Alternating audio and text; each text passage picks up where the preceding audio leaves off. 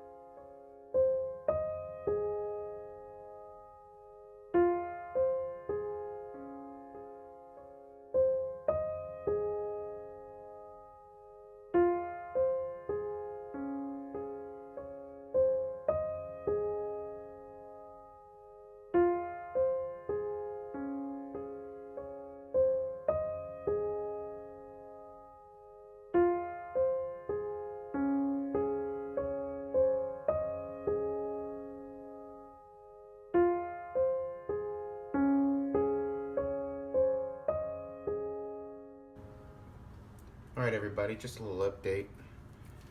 Just want to show you guys These are definitely the ones they're talking about when they say precision laser cut parts. The other stuff here is well cut, but I mean, look, you can see for yourself that it does need to be trimmed to come out properly. And you can also tell I'm not going to be running a landing gear on this plane. As for the super precision laser cut parts, I mean, look at this. Even the little indentions from where the cross bracing goes is left in the stencil wood, whatever you want to call it, after I punch it out with just my finger. Look at that. That's precision right there.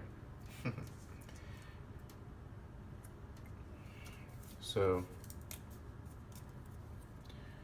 anyways, I just want to let you guys know that it sounds like on the box that all the pieces are like this, but it's not. Most of the pieces are like this, which cut fine. I didn't really have any trouble with any of them. Some of these I did, but these, amazing. These are amazing. They should just do everything like this. Alright, so I just wanted to give you guys a little update, and I'm gonna get back to work.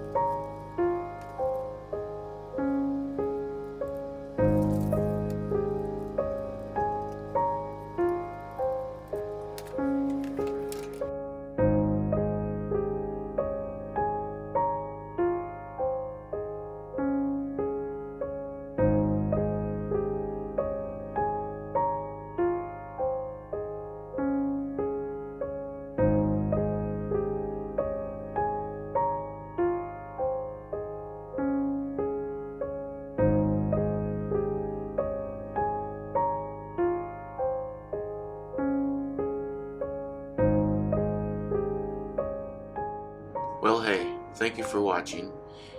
If you made it this far, I'm going to assume that there's something that you liked, so go ahead and hit that like button for me. If I'm worthy, go ahead and hit that subscribe button as well, so you'll know when I post the payoff. And again, thank you for watching.